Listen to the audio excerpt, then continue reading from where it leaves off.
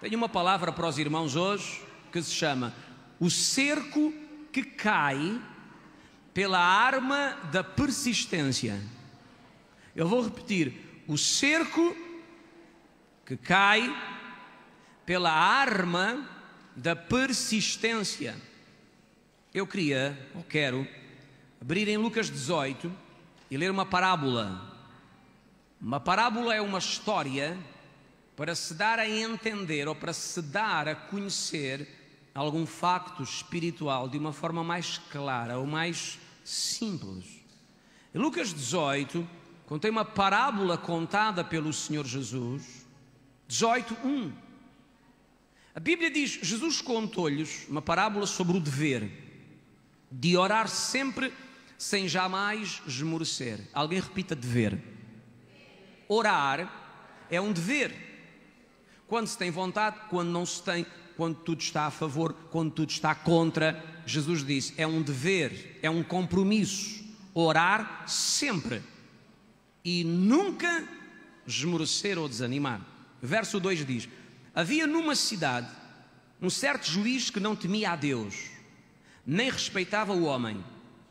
Havia também naquela mesma cidade uma certa viúva que ia ter com ele e dizia: faz-me justiça contra o meu adversário. Por algum tempo não quis atendê-la, mas depois ele disse consigo: ainda que não temo a Deus nem respeito os homens, todavia como esta viúva me molesta, hei de fazer-lhe justiça, para que enfim não volte e me importune muito. Disse o Senhor: ouvi o que diz o injusto juiz. Não fará Deus justiça aos seus escolhidos que clamam a Ele de dia e de noite, ainda que os faça esperar? Digo-vos que depressa, alguém diga depressa, alguém diga depressa, depressa. Não, depressa, diga depressa, depressa. Vocês não entendem? Eu disse: diga depressa a palavra depressa. Digo-vos que depressa lhes fará justiça. Quando, porém, vier o Filho do Homem, achará fé na terra? Bem, esta é uma história, uma parábola que Jesus contou relativamente à questão da oração, sobre o dever de orarmos sempre sem desfalecer, com persistência, com perseverança. E nesta história tu encontras uma viúva e tu encontras um juiz, e o final da história contém alguma coisa importante, que é revelação, bênção para a nossa vida, para a nossa caminhada cristã. Queria, em primeiro lugar, dizer aos irmãos que quando Deus nos dá uma palavra, nós temos que acreditar nessa palavra, nós temos que misturar fé com aquilo que nós ouvimos, e quando misturamos fé com a palavra que nós ouvimos, essa palavra tem condição de vingar. Eu disse aos irmãos, quando comecei estes 40 dias, que o nosso coração é como uma terra. A palavra que Deus envia é uma semente, e o nosso acreditar é como a água que rega a semente que foi lançada na terra. Quantos se lembram dessa afirmação que nós partilhámos assim que começámos os 40 dias? O que é que isto quer dizer? Quer dizer que há pessoas que ouvem uma palavra e ficam à espera que a palavra se cumpra.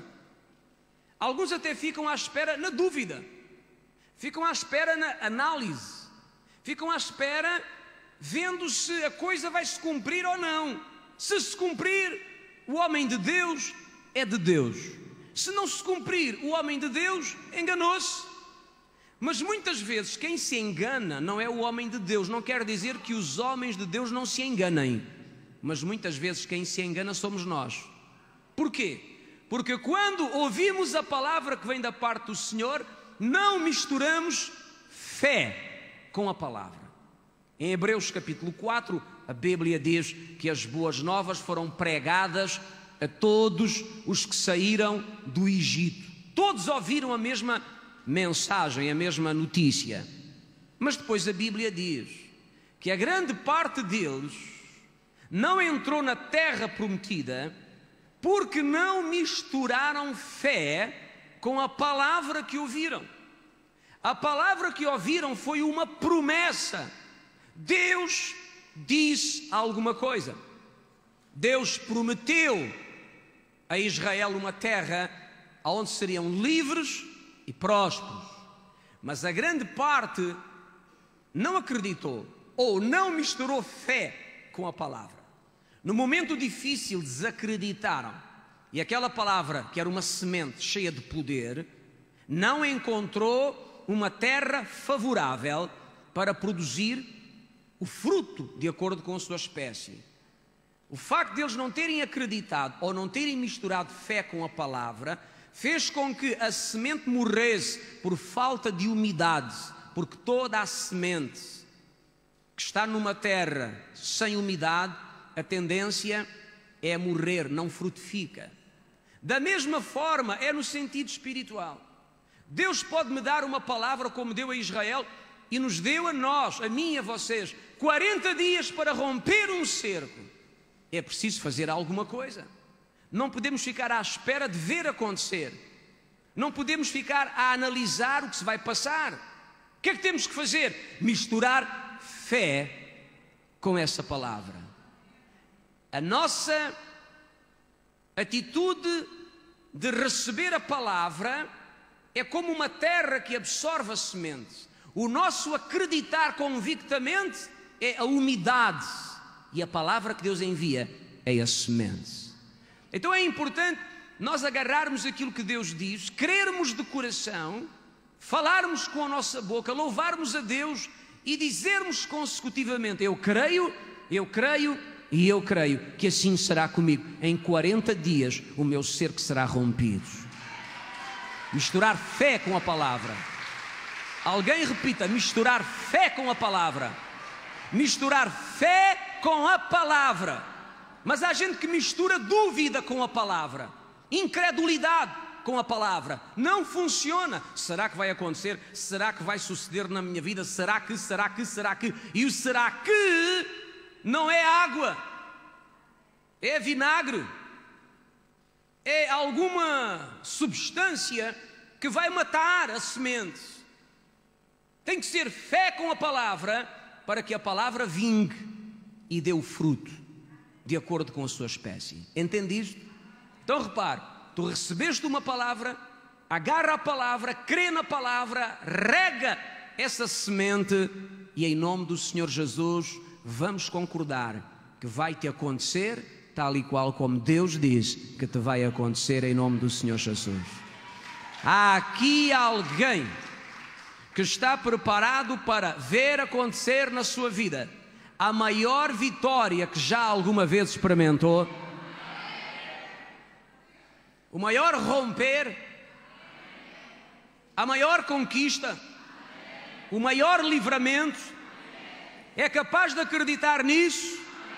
É capaz de crer no seu coração que Deus está prestes a ajudá-lo a superar uma adversidade, a superar um cerco, uma muralha que tem estado ao redor da sua vida? Há pouco eu vi aqui uma irmã e quando eu cheguei a casa hoje eu liguei as notícias, estava a ver a notícia, estava a dar glória a Deus. Dentro destes 40 dias o filho da nossa irmã recebeu alta do hospital de Faro. A irmã está aí. Há pouco eu vi a irmã por aí. Alta. Eu disse alta do hospital. Alta. Para quem esteve 72 horas praticamente morto, recebeu alta. Alta do hospital. Dentro destes 40 dias. Meu Deus. Nos dias que eu estive fora, o jovem teve uma recaída acentuada. Eu estava fora e a irmã nos contactou, enfim, crendo em Deus, mas num momento outra vez difícil. E tranquilizámos o coração e fizemos aquilo que sabemos fazer e em 48 horas o quadro voltou a mudar outra vez. E dentro destes 40 dias recebeu alta hospitalar. Tanto que hoje nas notícias, não só na TV como nos jornais, a notícia foi difundida. Amados irmãos e amadas irmãs, por favor, vamos misturar fé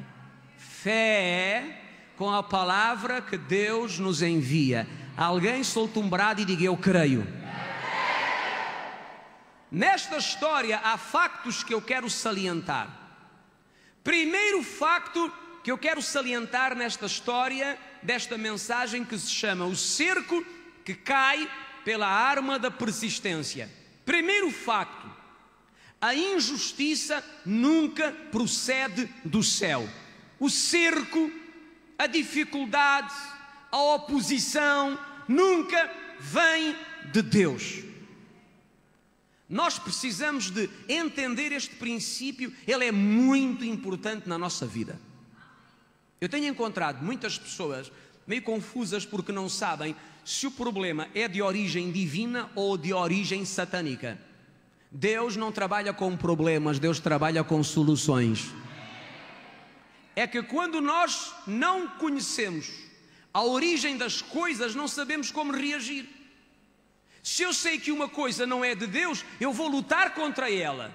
Mas se eu não sei qual é a sua origem, vou fazer o quê? De repente eu posso até estar a lutar contra alguma coisa que é de Deus. Então não conhecer, não saber a origem das coisas é muito importante no vencer ou no perder. E para os irmãos ficarem com a mente esclarecida, eu criei este ponto, este tópico: o cerco, a oposição, a dificuldade, a tempestade, a muralha, a injustiça nunca vem de Deus. Não vem por Deus. Ainda que alguns digam que sim, que é Deus que envia os problemas e a oposição e os ataques e as dificuldades e as doenças e as crises, não vem por Deus, não é de Deus. E se não é de Deus, se não vem por Deus, nós já sabemos o que temos que fazer. A nossa posição é reagir ofensivamente, combater em nome do Senhor Jesus e vencer o problema. Aleluia!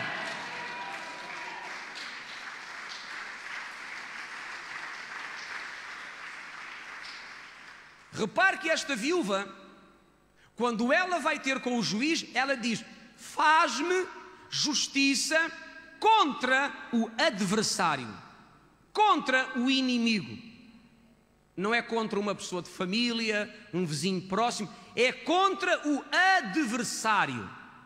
Ora, a Bíblia chama a Satanás, o diabo, o nosso adversário, aquele que se opõe, aquele que está contra, o que oferece resistência. Então daqui tiramos a ideia que a oposição, o cerco, a dificuldade, os problemas não vêm de Deus, mas vêm do adversário, vêm de Satanás, o diabo, e por isso temos que os combater em nome do Senhor Jesus. Não os podemos aceitar na nossa vida, temos que resistir e dizer: eu sou de Deus e eu vou vencer em nome do Senhor Jesus, e assim sucederá. Alguém diga amém. Agora, para reforçar o ponto, eu selecionei para ti Tiago 1:17. Tiago 1:17, procure rapidamente, diz assim: toda a boa dádiva e todo o dom perfeito. Alguém repita boa dádiva e repita dom perfeito. Dom perfeito é alguma coisa boa, certo? E uma boa dádiva também é alguma coisa boa. Boa dádiva, dom perfeito. Estamos a falar de coisas boas, não de coisas más. A Bíblia diz: venham do alto. Alto significa o trono onde está Deus. Descem do Pai das luzes. Quem é o Pai das luzes? O Pai das luzes é o nosso Pai celestial. Quem são as luzes? Alguns pensam que as luzes são as estrelas. As luzes sou eu e tu. O seu ânimo espanta-me. A Bíblia diz que nós somos a luz do mundo. São Paulo disse que nós somos como astros. que resplandecem neste mundo, por causa do sol da justiça que é Cristo. O Pai das luzes é o nosso Pai celestial. E diz a Bíblia, boa dádiva e dom perfeito vem de onde? Do nosso Pai celestial. A seguir a Bíblia diz, em quem não há mudança, nem sombra de variação. O que é que isto significa? Significa que Deus não muda, não altera a sua natureza, Ele não muda a sua maneira de trabalhar. Aquilo que Ele era, Ele é e Ele sempre será. Então, se a Bíblia diz que dom perfeito e boa dádiva vem do céu e Ele não altera o seu modo de agir nem de ser, isto também quer dizer que nenhuma coisa má, ruim, negativa, maligna pode vir de Deus, mas tem que vir de Satanás, o diabo. Porque no nosso Deus não há mudança, nem há sombra de variação.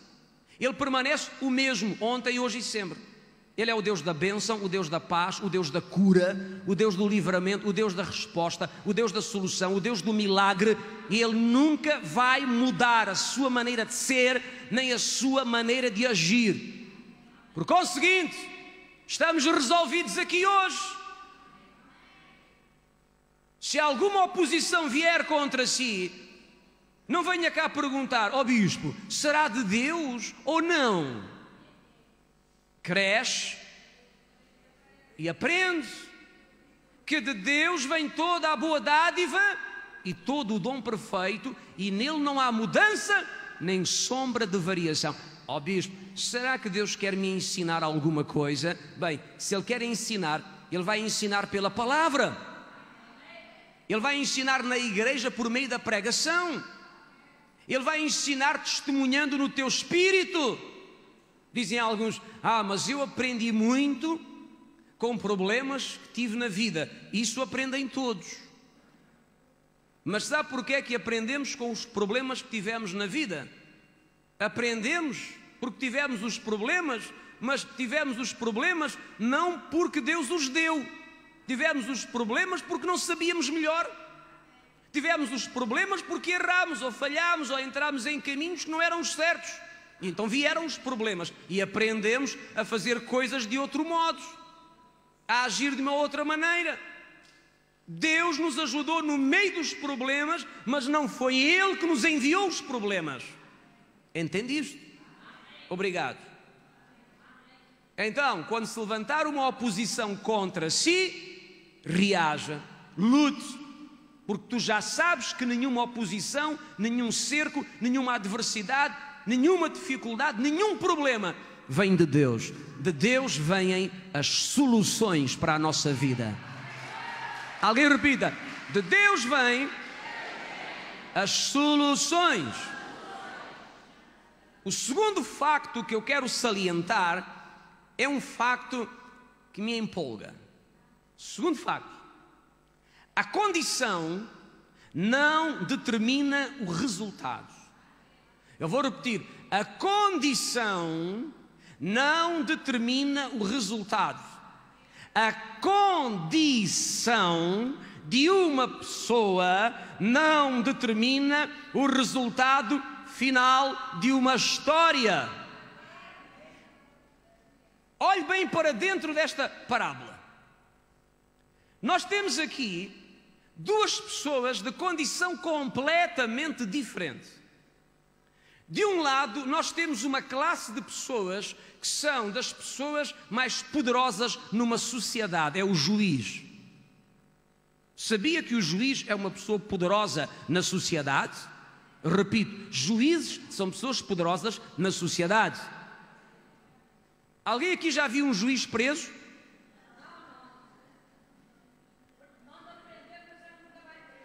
A irmã diz, mandam prender, mas eles nunca vão presos. Alguém já ouviu falar de um juiz preso? É difícil, não é? O poder de um juiz é muito grande na sociedade. E eu não acredito que os juízes sejam todos imaculados. Acredito que em todas as profissões há gente boa e também há gente má. mas nunca vemos um juiz em maus lençóis. Porquê? Porque o poder que adquiriu na sociedade é muito grande.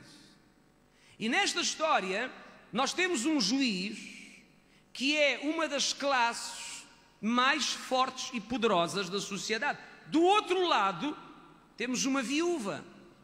No tempo do Senhor Jesus, viúvas era a classe de pessoas mais fracas da sociedade, mais fracas.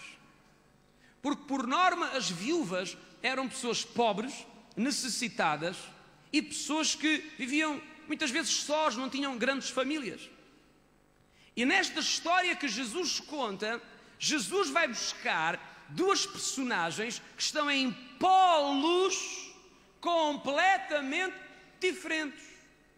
Um está no topo da grandeza, o outro ou a outra está no topo da pequenez. Agora repare, se nos contassem esta história sem nós conhecermos o final, quantos de nós aqui iríamos achar que a viúva, ela jamais teria possibilidades de alcançar o que ela queria? Vamos ser honestos. Não durma. Se nos contassem a história sem o final, quantos aqui achariam que a viúva não teria condição de alcançar o que queria?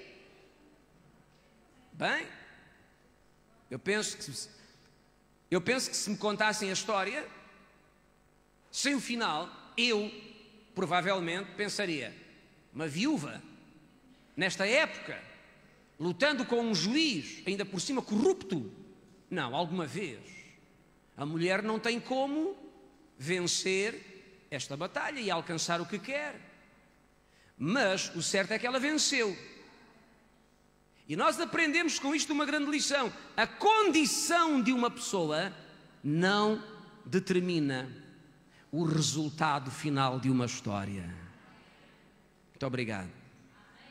Eu vou repetir, para isto ficar escrito dentro de si: a condição de uma pessoa não determina o resultado final da história. Porque, irmãos e irmãs, muitas vezes nós começamos o jogo a perder. Eu repito, muitas vezes nós começamos o jogo a perder. E começamos o jogo a perder porque nós entramos para o jogo considerando que a nossa pequenez, a nossa limitação, ela nos impede de superar aquilo que é maior do que nós. E aí é que está o ponto principal da questão. A condição de uma pessoa não determina o resultado final da história. Tu podes ser o pequeno, o menor, o pobrezinho, o coitadinho aos olhos do mundo. Tu podes ser aquela pessoa que nunca vai lá chegar. Mas se tu acreditares no teu coração que Deus é por ti, se tu acreditares no teu coração que é possível, se tu acreditares que Deus está do teu lado e há que lutar e acreditar e seguir em frente, tu podes ser o menor, podes ser o último, o mais pequeno, e ainda assim tu podes vencer, ganhar, sair por cima no final da história. Condição não determina resultado. Eu repito, condição não determina resultado. Alguém repita isto comigo: condição não determina resultado. Os irmãos sabem que é uma palavra que me é muito querida. É estranha, mas é. Há uma expressão que eu já usei muitas vezes e uso. E quem não me conhece fica a pensar mal de mim, mas quem me conhece, conhece-me. A palavra que eu gosto muito de pronunciar é ralé. Ralé! Alguém diz ralé? Isto é uma igreja de ralé. Mas é uma ralé especial, uma ralé de qualidade. É uma ralé ungida. É uma ralé profética. A Bíblia diz que quando Deus fez escolha, Ele escolheu precisamente as pessoas que não eram, que não são, os considerados loucos, os malucos, e os reuniu e fez deles a sua igreja. E diz a Bíblia, para confundir os sábios, os entendidos, aqueles que pensam que são, mas não são, aqueles que pensam que têm, mas não têm nada. Numa palavra, Deus reuniu um grupo de gente em que a maior parte é considerada ralé. Olha, este aqui também é da seita, esta aqui também lá anda. Já lhe lavaram a cabeça, já lhe lavaram a cabeça, está a dar o dinheiro todo para lá, pobrezinha, coitadinha, também lá anda esta coisinha mal acabada, ralé. Pois a Bíblia diz que Deus escolheu o que não era, Deus chamou aquilo que não prestava aos olhos do mundo, Deus chamou os loucos e os reuniu para confundir aqueles que pensam que são alguma coisa e não são nada. Muitos deles são uma grandíssima bosta mal cheirosa. Mas agora ouça, a igreja do Senhor Jesus, que já foi tão perseguida e tão atacada em toda a face da terra, não para de crescer. Apesar dos problemas, das dificuldades, dos escândalos, a igreja do Senhor Jesus Cristo, ela tem na sua essência um poder de multiplicação, e ela vai crescendo e crescendo e crescendo e crescendo. E esta ralé profética, esta ralé ungida, perturba as cidades, perturba as nações, inquieta o mundo. Porquê? Porque é a ralé de Deus. Condição não determina resultado. Alguém repita comigo: condição, outra vez, não determina resultados. Meu Deus, eu quero animar os irmãos aqui hoje, porque muitas vezes nós nos deixamos convencer por outros, ou nos deixamos convencer por nós próprios, que nós somos fracos demais, pequenos demais, incapazes demais, e que tudo o resto é maior do que nós, e não dá, não podemos, vamos ser devorados, atropelados, engolidos pelas circunstâncias que estão vindo contra a nossa vida. A condição não determina o resultado. Sabiam que Deus, normalmente, é estranho, muito estranho, mas é verdade, normalmente Deus vai buscar pessoas sem condições para fazer grandes obras de rompimento. Eu repito, normalmente Deus vai buscar pessoas sem condições para fazer grandes obras de rompimento. Quando o Senhor foi buscar Moisés para libertar Israel, Moisés era gago e tinha a sua ficha criminal suja. Sabiam disto? O registro criminal de Moisés acusava assassinato. E era gago, cheio de limitações e traumas. E Deus o chamou para gerar um rompimento na terra do Egito em relação a Israel. Quando Deus chamou Gideão, a Bíblia diz que Gideão era um homem pequeno na sua nação, muito pequeno. Ninguém o considerava, ninguém achava que ele fosse alguém com capacidade de produzir alguma coisa de interessante. E Deus se serviu dele para libertar a nação de Israel dos inimigos. E tu vais caminhando pela Bíblia e tu percebes que Deus chamava pessoas sem condições para produzir grandes livramentos.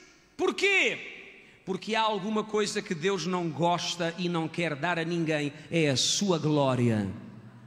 Eu acho que não me ouviram bem.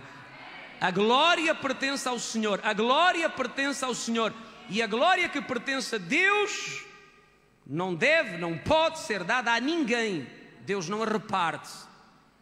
E por isso Deus prefere escolher gente sem condições, aos olhos do mundo, capacitá-los pelo Espírito Santo e usá-los. E quando as coisas acontecem, as pessoas dizem: como é que isto pode acontecer? Como é que este Palerma, como é que esta ralé conseguiu chegar aqui e fazer tudo isto? Só mesmo Deus. E a glória é para Ele. Então o que é que eu quero dizer? Eu quero dizer aos irmãos abertamente que a condição da sua vida, seja a condição económica, posição social, seja lá aquilo que for, a sua condição não determina o resultado final da história. Ponha isto dentro de si. A minha condição não determina o resultado. A minha condição não determina o resultado. A minha condição não determina o resultado. A minha condição não determina o resultado. O que determina o resultado é a minha fé, é a minha confiança e é a minha luta com persistência.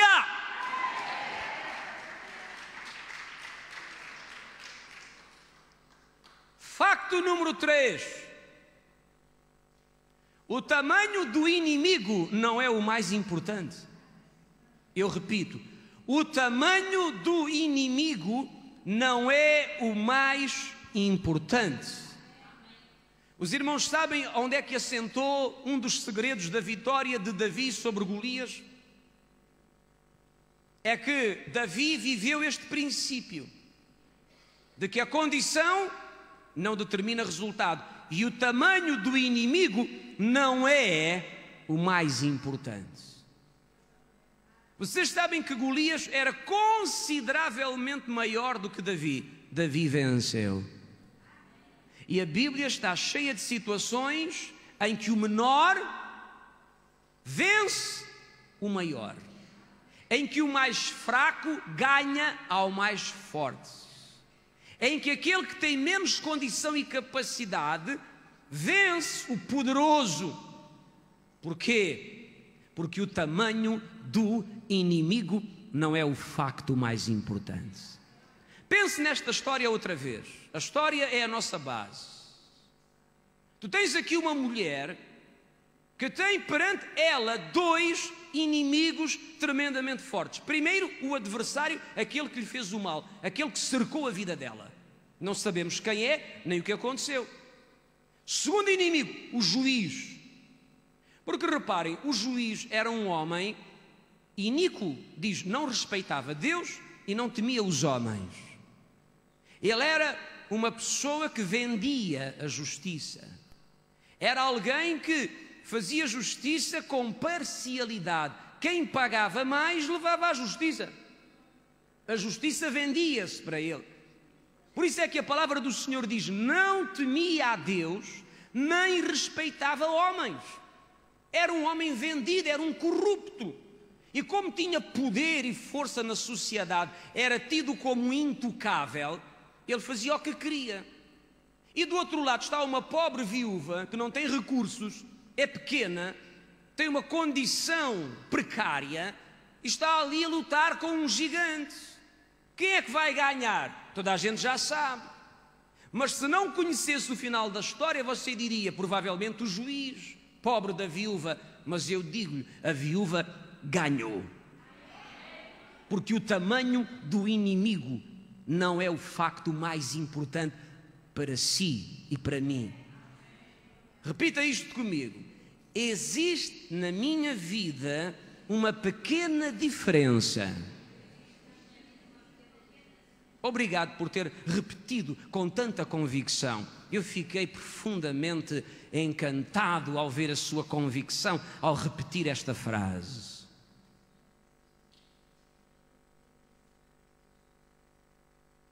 Ouça bem, você está aqui acreditando na palavra ou veio passar o tempo porque estava calor em casa? Há uma pequena diferença na nossa vida em relação às outras pessoas. Que diferença? Que diferença? Há uma pequena diferença. E quando eu digo pequena, pequena é com muita ironia. Há uma pequena diferença. Não me olhe com essa cara. Essa cara deixa-me nervoso. e você não me quer ver nervoso, certo? Vire-se para o lado e diga: não o irrite. Qual é essa pequena diferença? Meu Deus, 1 de João capítulo 4 e verso 4, a Bíblia diz qual é essa pequena diferença. 1 de João capítulo 4, verso 4 diz: filhinhos. Alguém aqui é filho de Deus? Filhinhos. Olha, aí já está uma pequena diferença. És filho de Deus. Deixe-me rebater aqui um ponto. Muita gente diz: somos todos filhos de Deus, bispo. Não somos, não. Somos todos criaturas de Deus. Criaturas. Filhos não. Deus criou a todos. Mas filhos é uma classe de pessoas que passaram por uma experiência, receberam pela fé Jesus como o Salvador das suas almas, tornaram-se filhos. João 1:12 diz: mas todos aqueles que o receberam,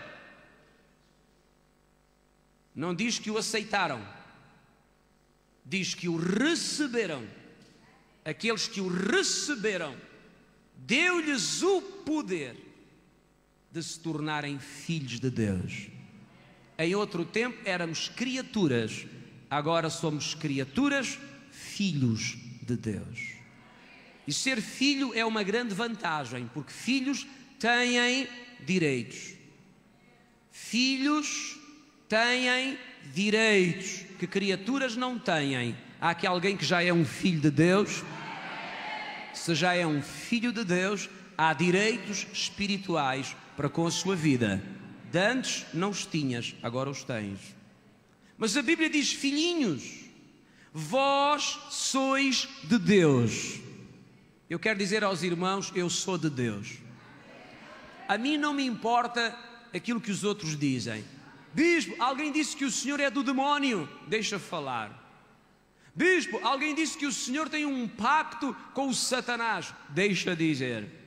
Alguém disse que o senhor tem um espírito estranho. Eu tenho um espírito que fala línguas estranhas.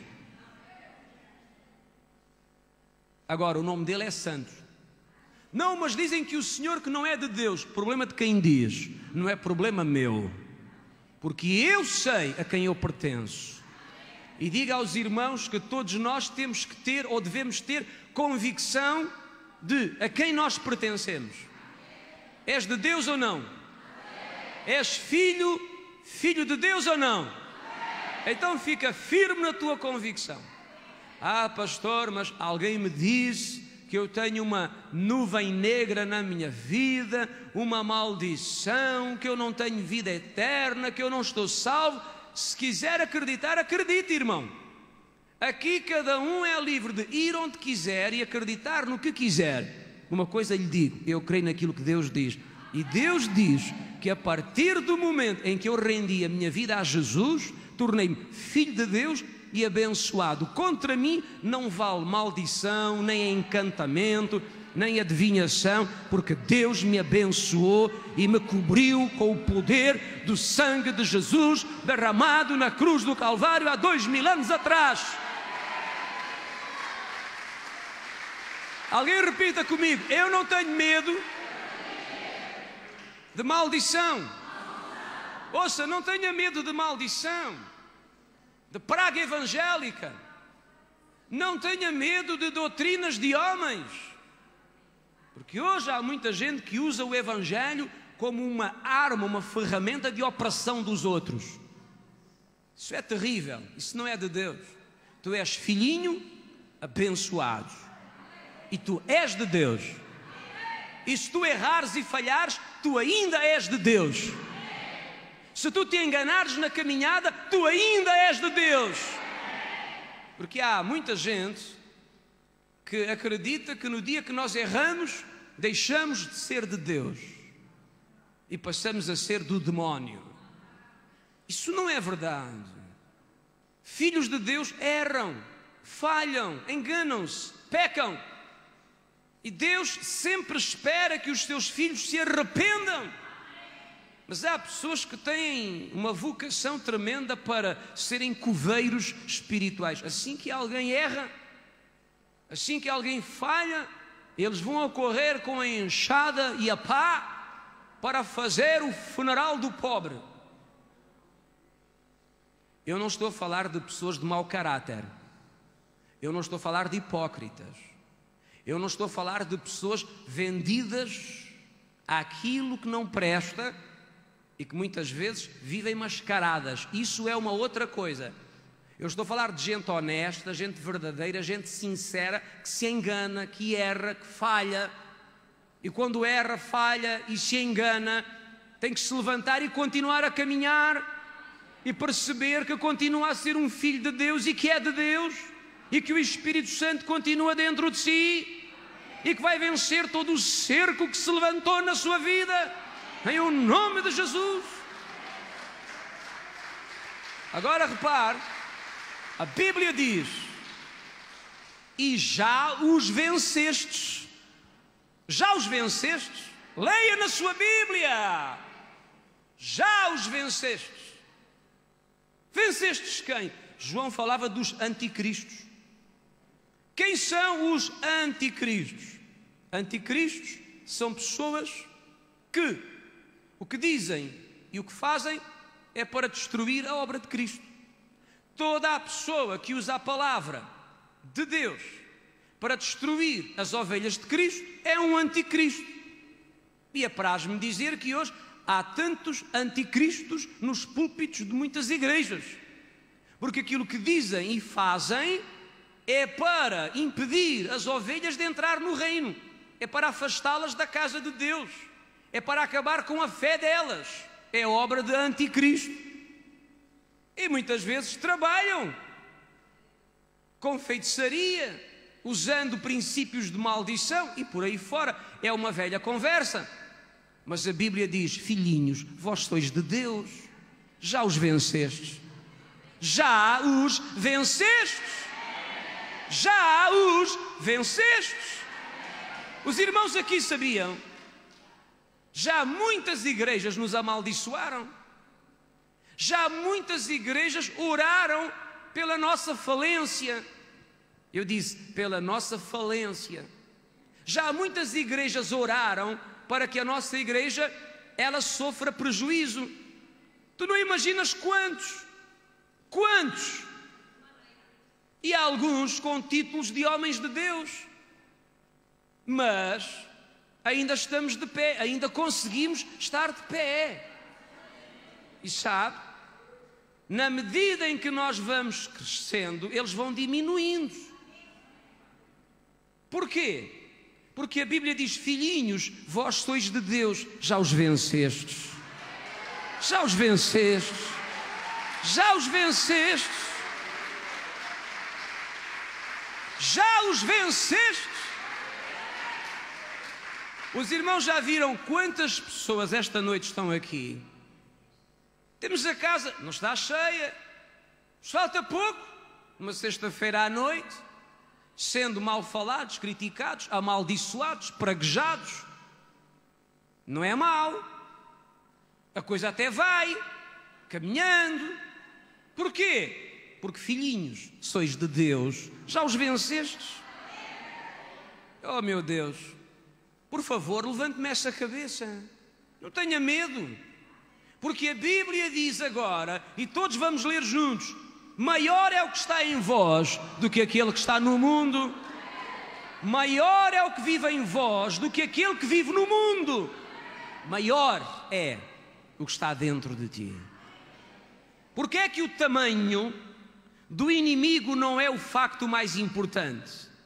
É que ainda que o teu inimigo seja muito grande, o Deus que está contigo é maior do que o teu inimigo. O Deus que está contigo é maior do que o teu adversário. Alguém diga: o Deus que está comigo é maior do que os meus inimigos. Agora a grande questão é: qual é o Deus que está contigo? Qual é o nome dele? Ele tem um nome, eu quero ouvir o nome. Jesus é o nome daquele que está em nós, daquele que vive em nós. Ele é o maior. Quem? Jesus, Jesus, Jesus, Jesus, Jesus.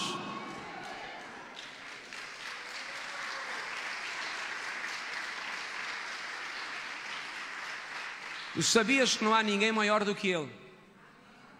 Não há ninguém acima dEle. E por incrível que pareça, Ele escondeu-se dentro de ti.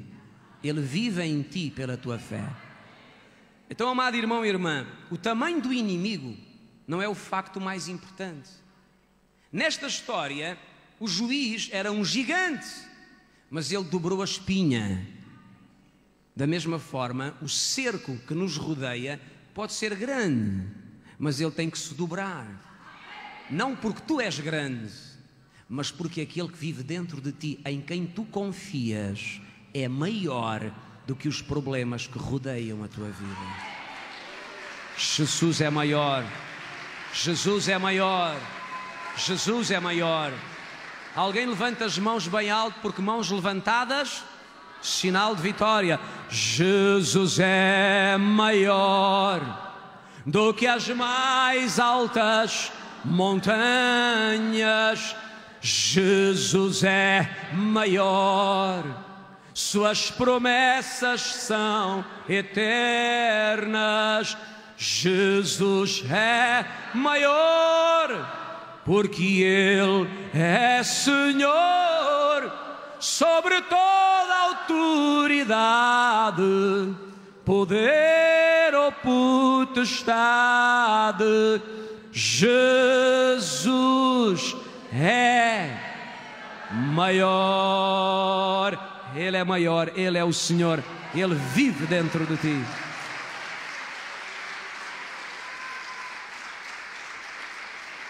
Quarto facto. Os direitos espirituais devem ser reclamados. Repita comigo: direitos espirituais devem ser reclamados. Repara o seguinte: nesta mesma história, a mulher, quando vai ter com o juiz, ela não tem uma postura passiva, nem uma postura de pedinte. Ela não chega dizendo: por favor, tenha misericórdia de mim. Eu sou uma pobre mulher, coitadinha, viúva, abandonada. Eu preciso tanto que o Senhor me faça justiça. Por favor, tenha piedade, Sua Excelência meritíssimo. Não. Ela chega e ela diz: faz-me justiça contra o meu adversário. Por que é que ela disse isto? Porque como cidadã, ela tinha direito à justiça. Quantos aqui sabiam que nós, como cidadãos desta nação, temos direito à justiça? É um direito que nos assiste, que nos façam justiça. Não injustiça, que nos façam justiça.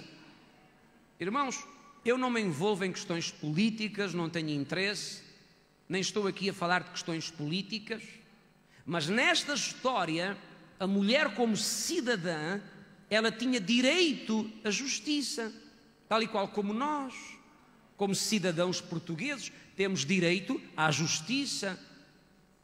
E esta mulher, quando vai ter com o juiz, ela não pede misericórdia, ela não diz por favor, ela não diz: olhe, a minha condição é tão ruim, ajude-me. Não, ela reclama um direito que ela tem, que é o direito à justiça. E ela diz: eu quero justiça, faça-me justiça, se faz favor.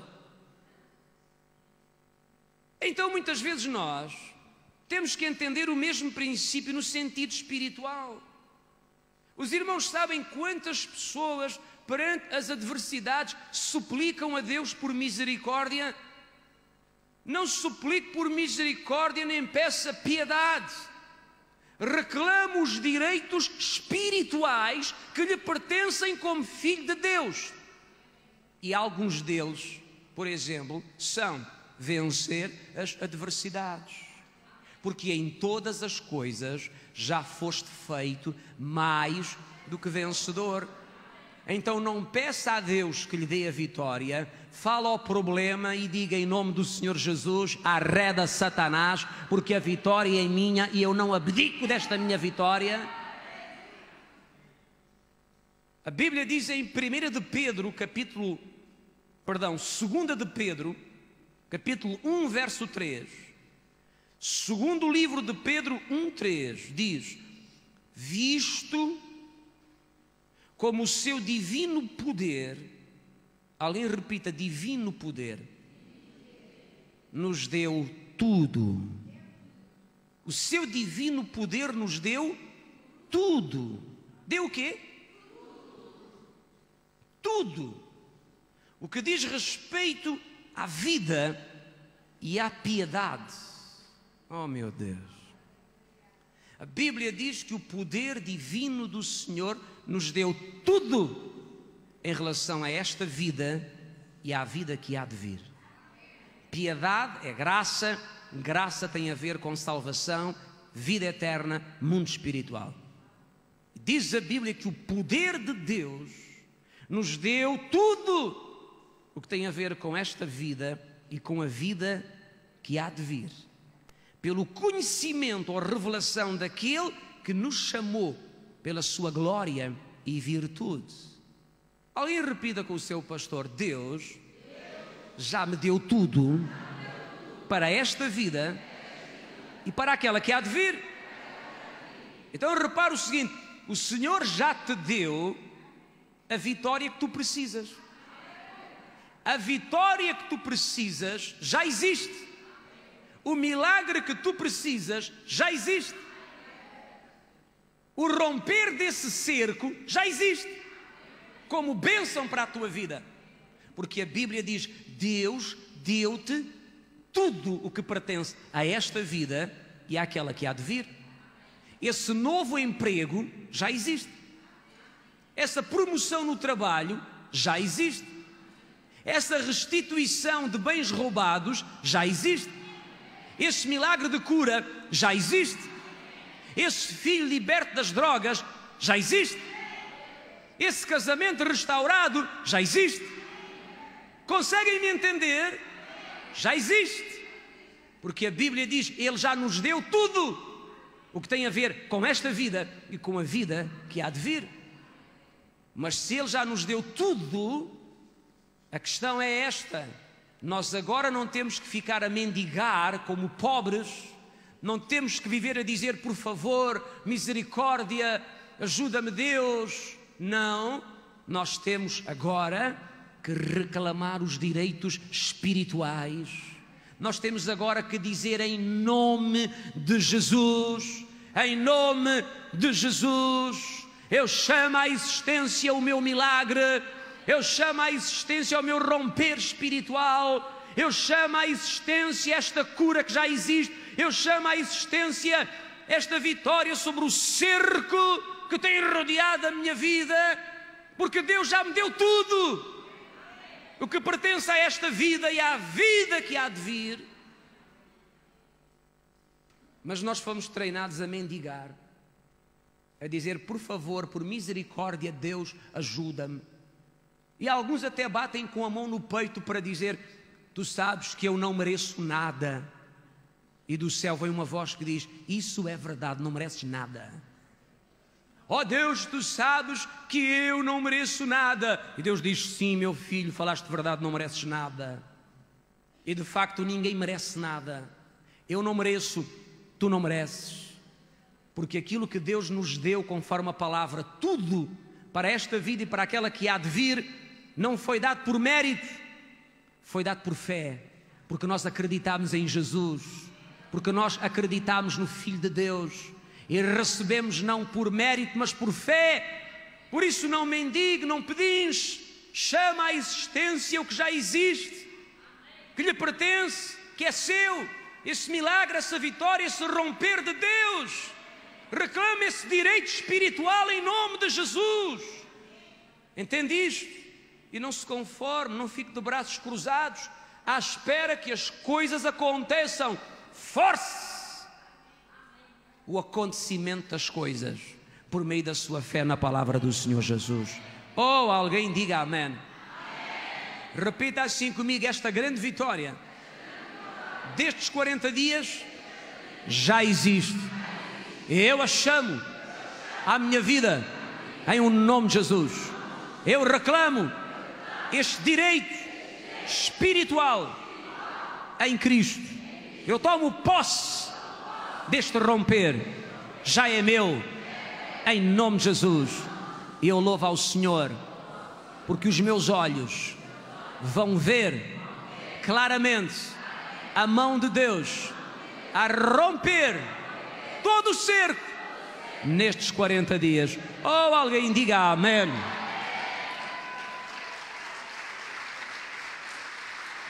Em último lugar, quinto facto que eu quero salientar.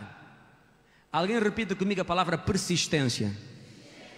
A persistência é uma arma que desata decisões. Eu quero estabelecer aqui uma diferença entre persistência e falta de educação. Porque há pessoas que pensam que são persistentes e não são. Têm a falta de educação. É bom explicar isto. Sabe que quando alguém me diz um não declaradamente, eu não tenho que voltar a chatear a pessoa com o mesmo assunto se ela já me disse que não. Dizem alguns não porque persistência é uma arma que desata decisões. Mas aí não é persistência, é falta de educação.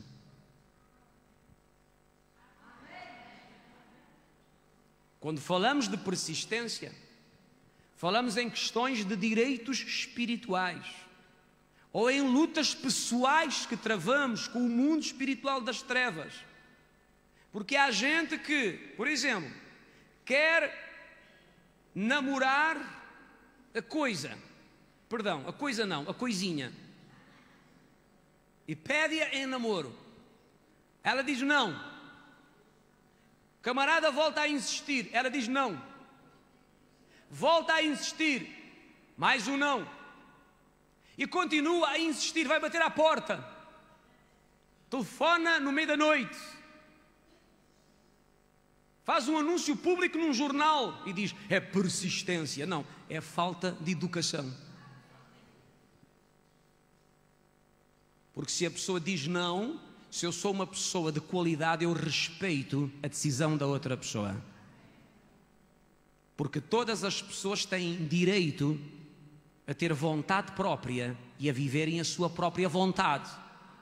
Então esse tipo de persistência que quer levar os outros a fazer uma coisa que eu quero e eles não querem, não é uma persistência pela positiva. É uma falta de educação, não se faz isso. Entendeu a diferença? Agora, há questões na caminhada cristã que requerem persistência. Persistência na oração, persistência no louvor, persistência em vir à igreja. Há gente que persiste naquilo que não deve e naquilo que devia persistir, ora, pois, não persiste. Mas a persistência correta, objetiva e dentro dos padrões da palavra é uma arma que desata decisões. Alguém repita, persistência desata decisões. Repara o seguinte, esta mulher dobrou um juiz. Como é que esta mulher dobrou um juiz? Primeiro, ela tinha direito à justiça. Segundo, o juiz era corrupto e queria negar-lhe um direito que ela tinha. Terceiro, ela fez-se valer da arma da persistência para tomar posse daquilo que lhe pertencia por direito. Eu repito, aquilo que lhe pertencia por direito.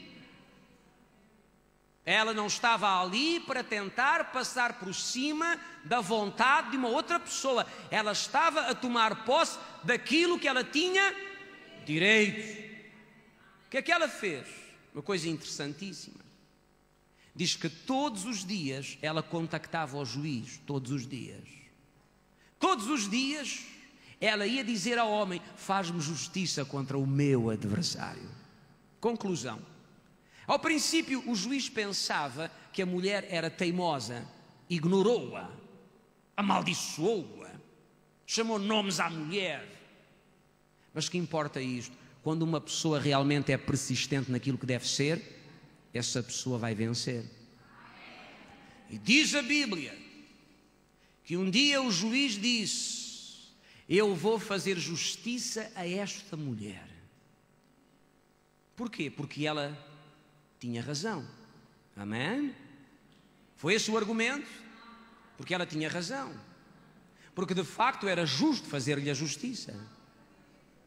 Diz o juiz: eu vou resolver o problema dela, porque de facto a mulher tem direito. Não! O juiz não estava preocupado com o direito dela. O juiz não estava preocupado com o processo. Provavelmente nem o leu. Mas quando a medida transbordou, ele chegou ao tribunal e disse à secretária: traga-me o processo daquela velha chata. Fez um despacho e assinou. Disse o escrivão: mas o senhor não leu o processo? Nem quero ler. Mas o senhor não vê quem tem razão? Não me interessa quem tem razão. Está a assinar? Estou a despachar, porque não quero ver esta velha chata pela frente mais uma vez. E a Bíblia diz que Jesus disse: ouvi o que diz o injusto juiz, o homem que faz justiça por causa da persistência de uma mulher que era mais fraca do que ele, que tinha menos condição do que ele. Condição não determina o resultado final da história. O tamanho do inimigo não é o ponto mais importante, porque o maior vive dentro de nós.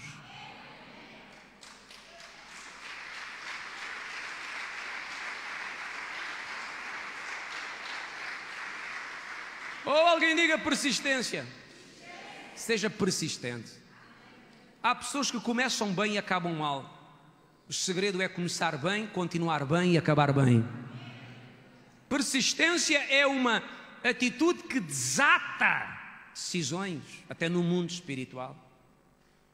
Alguém aqui sabia que há coisas que por vezes estão prestes a acontecer-nos e não acontecem porque nós desanimamos no meio do processo, desistimos no meio da caminhada, no meio da dificuldade? E importa ser persistente até ao fim. Persista em crer, persista em profetizar, persista em louvar, persista em orar, persista em perdoar, persista em chamar à existência, persista em estar na igreja, persista em fazer tudo aquilo que sabe que está certo. E garanto-lhe uma coisa: não há como negarem à sua vida aquilo que lhe pertence por direito, em nome do Senhor Jesus. Aleluia!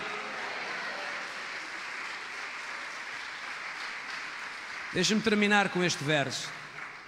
A Bíblia diz: aquele que perseverar até ao fim será salvo. Aquele que perseverar até ao fim será salvo. E quando lemos este verso, nós pensamos que isto é só salvação. Tem que perseverar até ao fim para ser salvo. A palavra salvo, ela não significa apenas vida eterna. Significa cura, libertação, milagres, respostas. O que perseverar até ao fim achará solução, encontrará uma resposta, alcançará o seu milagre. Por isso é que Jesus disse: pedi, dar-se-vos-á, batei, abrir-se-vos-á, buscai, achareis. Uma atitude de persistência, insistência continuada, porque persistência desata decisões a favor daquele que persiste. Alguém levanta as mãos e diga: Senhor, ajuda-me a ser persistente, perseverante até ao fim. Agora olhe para mim e deixe-me concluir. Posso? Jesus disse no fim da história: quando vier o Filho do Homem, achará porventura fé na terra? Eu vou refazer agora a questão. Quando chegar o 40º dia, será que o Senhor vai encontrar no coração dos meus irmãos o mesmo espírito de fé e de vitória, o mesmo espírito de fé e de vitória que encontrou no primeiro dia destes 40?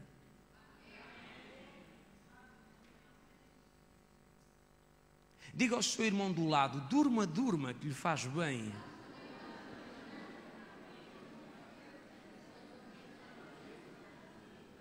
Quando chegar o 40º dia, Deus vai encontrar em nós o mesmo espírito de fé e de vitória com que nós começamos estes 40. É porque eu lembro-me do primeiro dia dos 40. No meio da mensagem eu vi gente levantar-se e chorar aqui. Eu vi gente ficar de pé e gritar e dizer: é a minha hora, é o meu tempo. Alguma coisa vai me acontecer. Eu estava à espera de uma palavra destas. Agora a grande questão é: quando chegar o 40º dia, o meu espírito, a minha atitude continua a ser a mesma do primeiro? É que muitas vezes nós perdemos as vitórias porque deixamos de ser persistentes na atitude, no acreditar, no louvar, no profetizar a palavra que Deus plantou dentro de nós. E Jesus disse: quando vier o Filho do Homem, achará Ele na terra pessoas com o mesmo tipo de fé, com a mesma atitude, com a mesma postura desta mulher? Se encontrar, digo-vos que depressa. Alguém diga depressa. Digo-vos que depressa, disse Jesus, depressa. Alguém diga depressa. Há aqui alguém que acredita em milagres feitos à pressa? Milagres feitos à pressa. Deixe-me orar esta noite por um milagre feito à pressa na sua vida, em nome do Senhor Jesus. Depressa! Jesus disse: depressa vos fará justiça. Meu Deus, como um relâmpago que cruza o céu, assim Deus é capaz, com essa mesma rapidez, de desatar uma decisão, um milagre na nossa vida. Depressa vos fará justiça. Persistência rompe cercos que estão ao redor da nossa vida. Garanto-vos, em nome do Senhor Jesus. Vocês sabem que havia um homem de Deus, não vou dizer o nome, que tinha uma frase muito interessante quando ensinava a respeito de expulsar demónios. Quantos aqui já expulsaram demónios? Muitos ou poucos? Bem, houve uma altura que expulsávamos tantos demónios que ficámos fartos. No outro dia o irmão lembrou-me uma história que eu não me lembrava. Um dia fizemos uma cruzada num cinema em Faro, que já não existe hoje, é um centro comercial, e estávamos a ministrar, alguém se manifestou, e eu disse: sai desta mulher e entra no piano. E havia um piano de cauda à frente do palco, nesse cinema Santo António. Só quem é dinossauro é que se lembra deste cinema. Alguém se lembra? Dinossauros. E havia ali um espaço para os músicos tocarem, ficava num rebaixamento do palco principal, estava ali um piano de cauda velho. Nem me lembrava disso. Sai desta mulher e entra no piano. E na mesma hora partiu-se uma perna do piano, o piano caiu.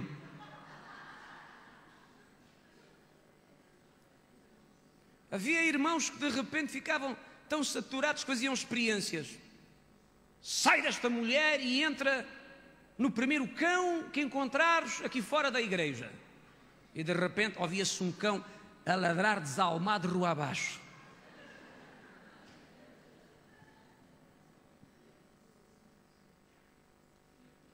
E quando os demónios passavam de uma pessoa para a outra, imaginas 10 endemoninhados, sai em nome de Jesus, saía, entrava no outro ao lado.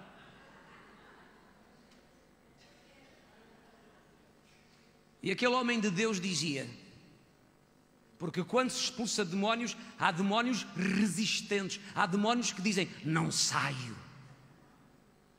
não saio. Alguns cruzam os braços das pessoas, fazem aquela cara feia e dizem, não saio, daqui não saio, ela é minha, ele é meu. Dá vontade de perguntar, quando é que o compraste? E há demónios resistentes. E aquele homem de Deus ensinava, quando estamos a ministrar num caso assim, ou sai o demónio, ou saímos nós. Ou sai o demónio, ou saímos nós. O que é que ele queria dizer com isto? Que quando começamos uma batalha destas, por vezes, temos que ser mais persistentes do que o próprio demónio. Eu aprendi uma verdade também. Os demónios cansam-se. O que eu estou a dizer é estranho, mas é bíblico. Os demónios cansam-se. Seja persistente, porque os demónios cansam-se. Jesus disse, quando o espírito imundo tem saído do homem, anda por lugares secos e áridos, procurando descanso ou procurando repouso. Os irmãos não imaginam o que sofre um demónio que tem que abandonar o corpo de uma pessoa.